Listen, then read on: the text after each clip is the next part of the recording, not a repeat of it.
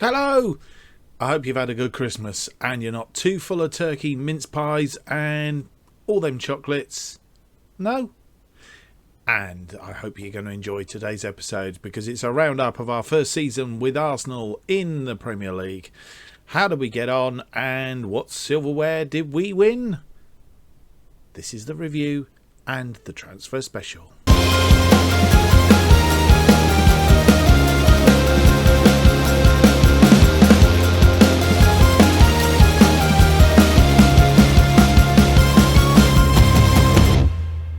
Hello and welcome to episode 14 of Gunning for the Top. My name is Mark, and on today's episode we have the review of the season just gone and a transfer special. We have been buying some players. We'll find out what they are as we work our way through. As is usual, if you've ever seen any of my series before, what we will do is we will get on our little time capsule and we will jump from the 1st of each month. So in this case it will jump from the 1st of June to the 1st of July to the 1st of August and so on. So we'll see how we progress for that very, very shortly. But a quick resume for those of you who may have missed some of the episodes before. Go back into the playlist, have a look, follow the season, enjoy the ups and downs of Arsenal. But if you want to do that, go away and do that now and then come back maybe. Or we can do a quick resume as promised.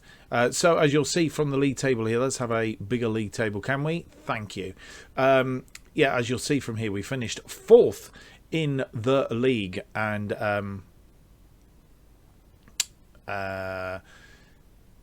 that was behind Liverpool, Chelsea and Manchester United. So we finished on 81 points, just 1 point behind Manchester United, but a full 5 points behind Chelsea and 10 points behind Liverpool. Liverpool, who eventually managed to run away with it after, I think it was a win against Chelsea. Not too bad a season. All in all, from the 38 games, we won 23 of them. We drew 12 and only lost 3, which was comparable with the teams just above us. 102 goals we scored. Fantastic. Best goal scoring in the league.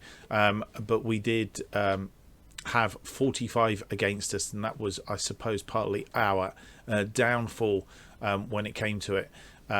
A goal difference of 57, which was only better by Chelsea. So, yeah, not too bad.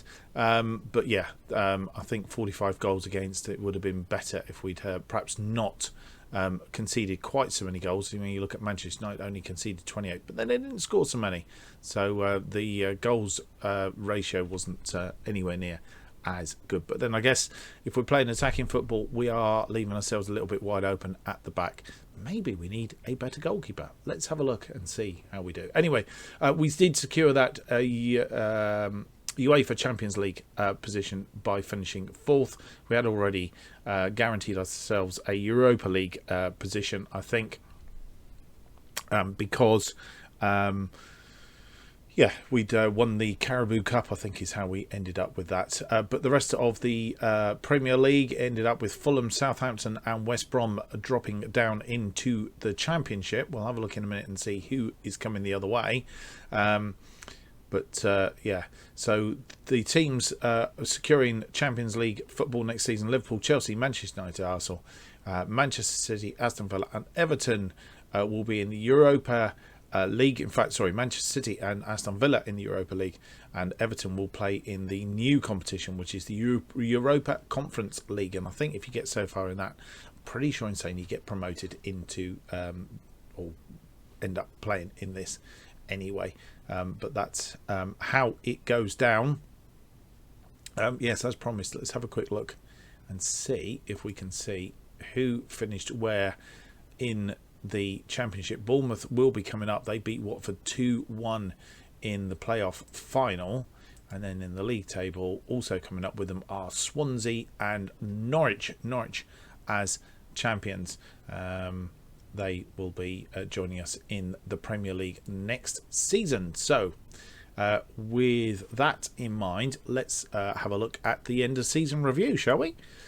So here we are, the new FM21 end of season review.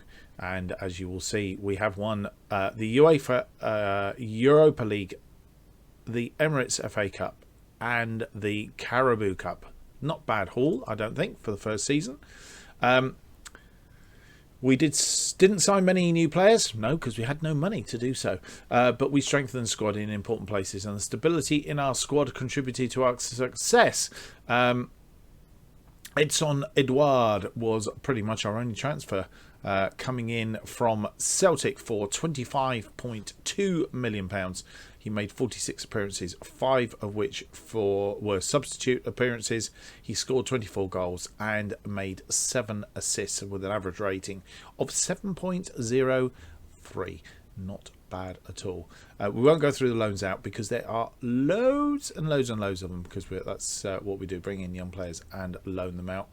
It has highlighted one though, I think, which is theoretically the best loanee of the season, and that was William Saliba, a centre back. He was loaned to Aston Villa, played 21 games and 1 appearance, no goals, no assists. Had an average rating of 6.96. So that's where he went. How it unfolded? Well, we qualified for the UEFA Europa League. That was the board's expectation. So this board expectation. Final position, we finished 4th. Our average home attendance was 59,182, 97% of capacity. And Pierre-Emerick Aubameyang was our top scorer with 19 goals. Board delighted with team qualified for the UEFA Champions League through our participation in the Premier League this season. We've already been through the league. We won't go through there again. And obviously the results as they came in. And well, that was the season that was. I presume. Can we go? Yes, we can. That's good. So that's the Premier League. The Europa League, we reached, the board expectation was to reach the semi-final as a minimum. We were winners. And our average home attendance, 59,182. Top scorer with 9 goals was Edson Edouard. And the board were delighted that we won the Europa League. And of course, the final was a 2-2 draw, and we won it on penalties. I think we're going to get a quick review of the penalties. I'm not going to go through the penalties, but we did win it on penalties. So that's where we were. We just jumped back now. Do apologise about that. Right, so that's the UEFA League, Champions League, and competition results. They were the teams that we played. Highlights in there, of course, were the 7-0 win against Ludogorets, and the low. I think we didn't really have a low because we won all our games, even in the group stages. We didn't really have a game. I suppose Benfica, 2-1 win, and a 2-1 win were probably the tightest games that we had. Even Tottenham Hotspur wasn't that tight in the end. And then obviously the final against Feyenoord. The Emirates FA Cup, well, board expectation was to reach the semi-final as a minimum. I thought they actually said that we had to win it, but there you go. We did. We were the winners. 59,182 was the capacity again. Willen, top scorer with 5 goals, and the board were delighted that we picked up the trophy. And there is, should I say, our trail to the final. The biggest match that caused us the biggest headache was against Everton, I think, in the second round. When we only managed a 1-1 draw and beat them on penalties, but then 6-1 against Bournemouth, 6-1 against Bristol City, 2-0 against Brighton Hove Albion, and Norwich City 2-0 in the final. We'll be playing Norwich City again this coming season. The Carabao Cup, the board didn't think it was important, but we won it anyway. Again, 59,182. Lacazette is the top scorer this time with 5 goals. The board were pleased that we won the cup. And there are our games that we played: a 6-1 win against West Brom, 3-0 against Brighton Hove Albion, 3-2, that was the tightest game, against Chelsea, a 1-1 draw and winning it on penalties against Manchester United in the semi-final, and then we played Southampton and beat them 3-0 in the final. The FA Community Shield, it was a 1-0 loss against Liverpool. Again, a very tight game as it turned out. Moments to remember. Our biggest win of the season was an 8-0 win against Dundalk. Goals from 3 from Willen, 2 from Pepe, 2 from Abangimang, and Edouard joined in the fray on that occasion. Match to remember in the Premier League was a 6-0 winning win against Newcastle. Again, Willen 2 goals, Pepe 1 goal, Edouard 2 goals, and Xhaka contributing with the 6th goal. And the goal of the season was the game. Kolasinac, the Arsenal left wing back, delighted fans and pundits alike, scoring a fierce effort from 26 metres out. I'm not sure, because I noticed somebody else was complaining about this on YouTube the other day, was the fact that you couldn't actually pick up the like you could in the old version to see the goal. It doesn't allow you to do it. So if anybody knows, in the comments, please. I think we can do it this way. Here we go. This is the way to do it, I think. Hopefully in a moment we will get the goal of the season. Yes, coming up very, very shortly as it loads up. Oh, apologies. Pepe to Edouard. Edouard to Maitland-Niles. Maitland-Niles to Kolasinac. And he wasn't going to miss from there. Wham! Good goal. And yeah, you can see why that was chosen as the goal of the season. And the other problem with this is it goes firing back. And then you have to start again. Never mind. Right, financial-wise... our reputation was 4-star as a continental club. We are now 4.5 stars, so our reputation has gone up. It says here not changed over the past season, but it clearly has. Overall sponsorship deals, new sponsorship deals this year. Most notable deal, none.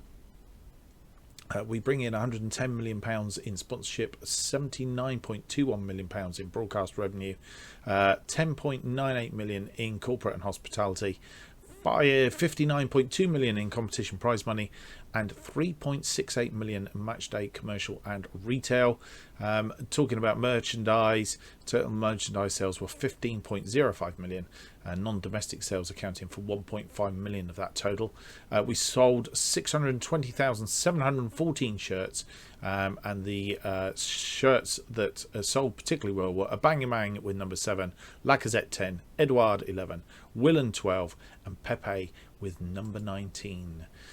How we lined up. So the team of the season then, it was Leno in goal, Tierney, Holding, Gabriel and Bellerin in defence, Partey and Willen in front of them, and then in attacking midfield, Abangimang, Smith Rowe and Pepe with Lacazette up front. A notable absence there, of course, is Edouard, who joined us. We played a 4-2-3-1 wide and a custom vertical tiki-taka.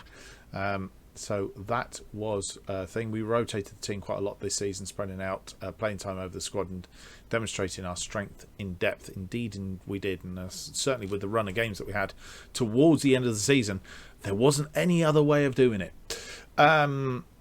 Right, so accolades for me. We won the Manager of the Month in September, December and April. So quite a good season, all in all. Club Awards, Fans Player of the Year, Nicolas Pepe. Young Player of the Season, Gabriel.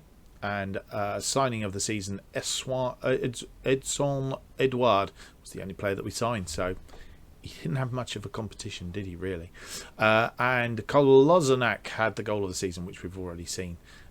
Excellent goal it was too. Top goal scorer Abangimang with 19 goals, Pepe with 12 assists, and Pepe also winning most player of the match awards with 6, and also had the highest average rating of 7.4. Euro Cup player of the season Rob Holding.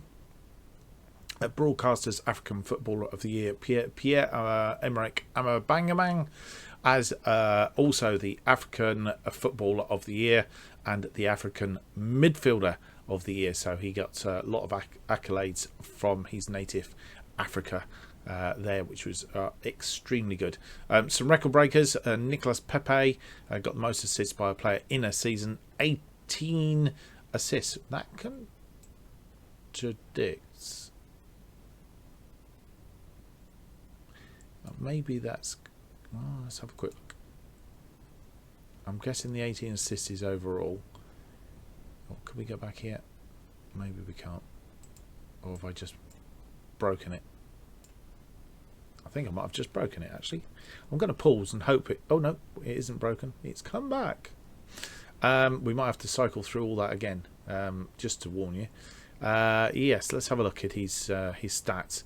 So, yeah, 18 assists overall. The 12 was actually in the Premier League. There you go. So that would explain, which is what I thought it was. But there you go. Yes, we are going to have to cycle through again. So just bear with me while we get there. So 18 assists overall for the season. Excellent. Leno had 28 clean sheets. Excellent season he had as well. Pepe had 7 Player of the Match awards. Our discipline 14 yellow cards was David Lewis, no red cards, and Willen was the fastest goal, 16 seconds for his goal. Again, we're not quite sure which game that was, but it doesn't give us the opportunity to actually have a look at the goal either. Right, your hard work and effort paid off on the pitch. Such a feat didn't go unrewarded at our end of season reward ceremony.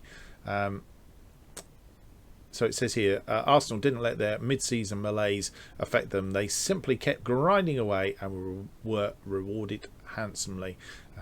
Just to recap, we won the Europa League, FA Cup and Carabao Cup, and Arsenal overcame a mid-season wobble to go on and finish impressively. Thank you very much. Very kind of you. Right, so that was our end of season report. Our club vision for the coming seasons, as you will see, play attacking football, play entertaining football, develop players using the club's youth system, sign players under the age of 23 for the first team, and do not sign players over the age of 30. Work within the wage budget. Give a minimum 4-year contracts, or preferred, you don't have to first team players. The Premier League, qualify for the UEFA Europa League is what's required in the coming season, and they expect us to reach at least the first knockout round of the Champions League this season, and then ongoingly they want next season to challenge for the Premier League title. Contract expires then. Work towards winning the Premier League, so next season challenge for the Premier title, and then they're looking subsequently there to win it within 5 years. The desired position is to win the Premier League. We will do our utmost to do that. We have a few other things to do here. Squad dynamics, let's have a quick look at that. Willen, Bangamang and Shaka are our team leaders, and then quite a few influential players and highly influential players underneath them. Right, offline I'm going to do the end of season team meeting, send them away on their holidays, and we will do a few other things as well. We will basically come back on the 1st of June and just see what is going on in the transfers.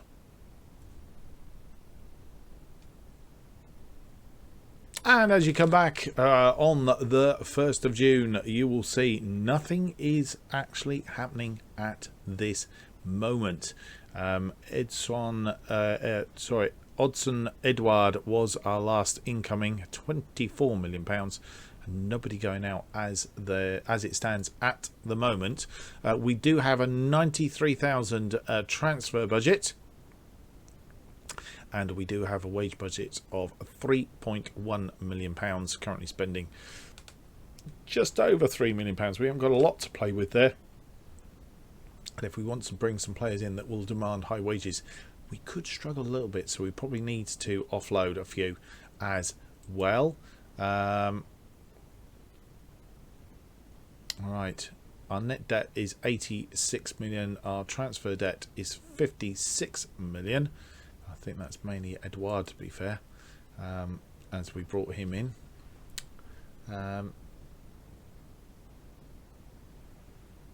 Right, so I'm going to cycle very quickly through to the 1st of July because not a lot's happened, and I suppose it was only a few days since you were with us, so there isn't a lot to really show you at this stage. So we're going to go through to the 1st of July, and hopefully we'll have done some business by then.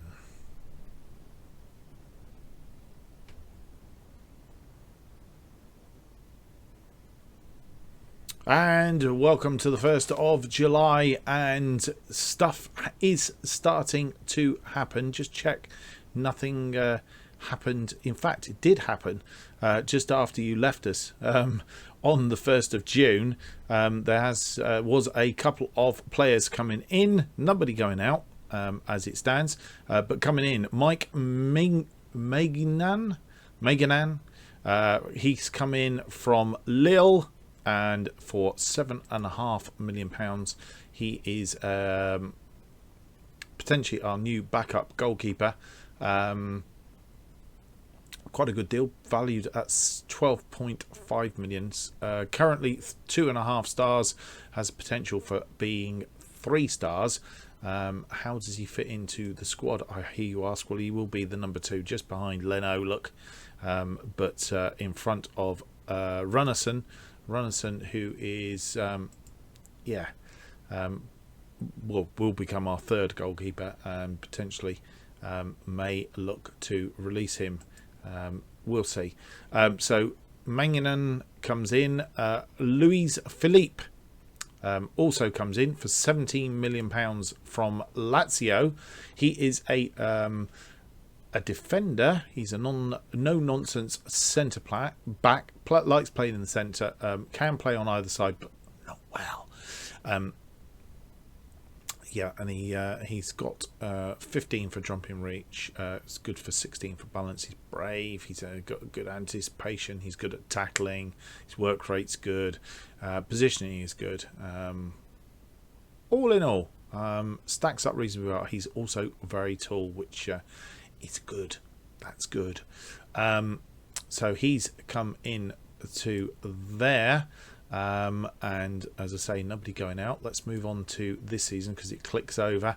Dejan Kozlowski.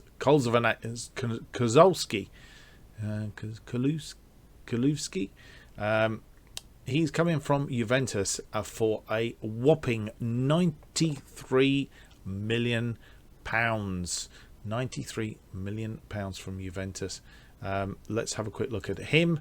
He is a attacking midfielder, likes playing on the right, but can play central as well, and also can fit in. He's reasonably accomplished or competent. He's accomplished in that position, competent in these positions. Can also play up front if we have injury problems and run out of strikers and things like that. Good technique, good balance. His acceleration is reasonable. Pace is reasonable. He's quite good at height, so he should be possibly seeing some headed goals from him. Yeah, all in all, quite a good fit. And how does he fit into the team? Well, on that right-hand side, he fits in quite well. He is actually the player to be. He's the number 1 on the right hand side. He has currently a 4.5 star ability, possibly running up to 5, and he is, did we have a look at his age? Let's try that again. Yeah, he's only 21 years old, so yeah, looking very good. He's 4-star ability as an advanced playmaker there. If you put him back here, 3.5 in the centre midfield positions, 3.5 if you put him out on the left. So generally, for a midfield utility player, I'm quite pleased with that. We do have some outgoings, mainly on frees. So Zach Medley has gone to Rangers on a free. Mustafi has gone to Dortmund on a free. Balogun has gone to Celtic. Zach Swanson has gone to Vitesse. Nathan Butler ODJ. He's gone to Watford. Matthew Smith has gone to Reading. And Jordan McAnuff has gone to West Brom, all on free transfers. But that does take a hefty lump off our wage budget. So that's all puts money back on our wage budget, should I say, which has helped bring in a couple of these players. And Dejan Iliev has gone to Juventus for £82,000 again, taking off some of the wage budget. As you will see, though we've brought a couple of players in, we are actually currently spending under our wage budget quite nicely, albeit our committed spending does look as if it's going up. So we will have to be careful there. We do have a few more irons in the fire. They are in there at the moment. We will come back to them as and when they come to fruition. We also have the new season schedule in as well. Some friendlies. We are going to Singapore for our pre-season foray into friendly games for our training camp, and then we open the season once again with Liverpool in the FA Community Shield, and then we have a home game against Premier League in the Premier League, should I say, against West Ham. I think we opened against them last season, actually. We did indeed. So that's 2 seasons running, though we were away last season, but at home this season.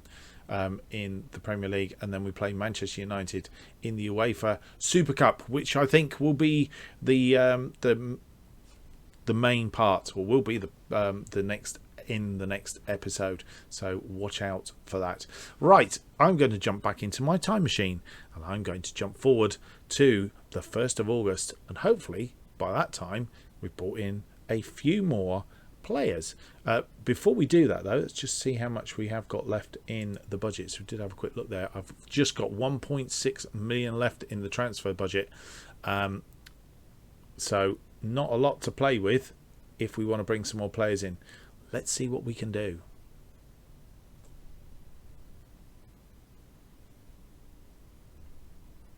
And here we are, 1st of August. And as you will see from this left-hand side, we have actually managed to bring in a couple more players. But that is about your lot, I think. Donnarumma, Gianluigi Donnarumma has come in from Milan on a free. So we haven't had to pay any money for him going out. He is a goalkeeper, will almost certainly become our number 1, Leno number 2. And then that will put Miguel down to our number 3. He's a 22-year-old, valued at 48 million. He's come in for free, so that's a good deal. Currently 4-star current ability. He's up 4.5-star potential ability. And then when you look at how he stacks up against Leno, he is just that much better than Leno, and has the potential to be a lot better than Leno as far as that is concerned. So looking good. Aerial reach 16, 1-to-1 16, reflexes 18, teamwork, anticipation, agility, balance, jumping reach, all very high. So he's looking very promising, and is extremely tall at 196 centimeters, whatever that is in English. Can somebody change this to English? I will do it at some point or other, but yeah, whatever that is in English, that is quite tall. So he's a big lad, and come in exceedingly well. He's on 190,000 a week, but even so, that is in my mind a good piece of business. And then we have Jose Jimenez, He is a central defender, looking, I think, sort of around the David Luiz, possibly coming to the end of his career. So we're looking to replace in that particular area. He is currently a 4-star current ability, not showing him as being much room for improvement, but even so, 4-star, how does that fit into our current regime? It makes him the number 1 defender, central defender, and then you have Gabriel and Luis Philippe, both in there as well. He can also play as a defensive midfielder, will be the 3rd best defensive midfielder, and can also play on the right in place of Hector Bellerin if we require him to. So we have a lot of scope there, but he will be the number 1 central defender in this instance, coming for £49 million from Atletico de Madrid. Outgoings then, we had to balance the books a little bit, and obviously I think we got to hear last time you were with us, part of the game is obviously to try and offload some of the wage budget, to try and balance it a little bit that way, and also to bring in some income from transfers to pay for the transfers that we've got on this side of the screen. So what we have done is we've had Joel Idio has gone out on loan. They're paying us 40,000. Dagenham and Redbridge paying us 40,000 for the year to take him on loan. Ben Sheaf has gone to Minnesota for 1.5 million. Callum Chambers has gone to Lazio for 16 million. Trey Coyle has gone to Queen's Park Rangers on loan for 45.5 thousand for the year. Mariopoulos Panos has gone to Dortmund for 15 million. Ben Cottrell's gone on loan for 95,000. Henry Jeffcoat's gone to Hampton and Richmond for 1.2 thousand. I'm not even going to try and pronounce his name. The Greek person has gone. It was a Greek defender, I think, was he not? Yes, he was. A Greek central defender. Obviously, we're bringing in 2 defenders. He's just not going to get. He's not going to get game time. Jimenez and Philippe. He's just not going to get game time, so it wasn't worth keeping him around. He's gone to West Ham for £3 million. Luigi Gasper has gone out on loan to Wilson for 1.1 thousand for the year. Olyanka has gone to Watford for £195,000, likely to increase to £250,000 with add-ons. And Martinelli has gone on loan to Valencia for £325,000. I think we are pretty much done with regards to transfers at this time. We have made an offer for Erling Haaland. Transfer offer made, 20 million rising to 69 million. Nothing come back in on that yet. Guendouzi, we are currently in discussions. I think that must mean, let's just do the ins. Can we do the ins? It's only Haaland that's coming in. Going out, Guendouzi and Saliba. We've got 5 offers in abeyance for him. Now he's going out on loan for £155,000 a month. So that's good. Maybe all those were all those other monthly fees. No, it does say total. So that will be the total for the season. Right. So yeah. So Guendouzi is there's a negotiation going on for him. £16 million from Milan. They are after him. Yeah, just waiting on them to sort that one out.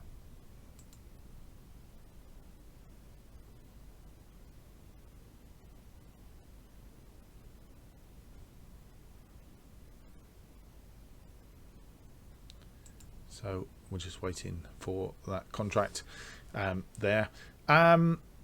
So that is pretty much where we are wage budget wise. Let's go back in here. as you'll see, we're about £100,000 under budget after all that shenanigans going on there. And we still have a transfer budget of £15 million. How did that happen, I wonder? I don't know. So £15 million, though it did say that we had an original budget of 45,000. Well, I'm sure when we looked at the screen earlier, it was something like 90 odd. Was it not? I don't know. Well, I need to go back in the video and have a look. But anyway, yes. So we got £15 million. Technically still in the pot if we do want to buy some players. If not, I'm sure it'll be there for us when we get through to January. So that has brought us pretty much to the end of this particular episode. Obviously we'll be picking up very shortly on the first 2 games of the new season. Let's have a quick look at the schedule. So the Community Shield game we will play offline, and we'll be back in episode 15 for the games against West Ham in the Premier League and Manchester United in the Super Cup. I hope you've enjoyed today's episode. If you have, don't forget to leave me a big thumbs up, subscribe to the channel, and keep up to so that you can keep up to date with future episodes and series as they are released on this particular channel. New episodes for Gunning for the Top are currently released every Tuesday and Thursday at 4:15 p.m. Why not follow me on Twitter at JustOffside2 for all the updates on this channel and more. Thank you for watching. We'll see you on the next episode, and if I don't see you before, have a happy new year.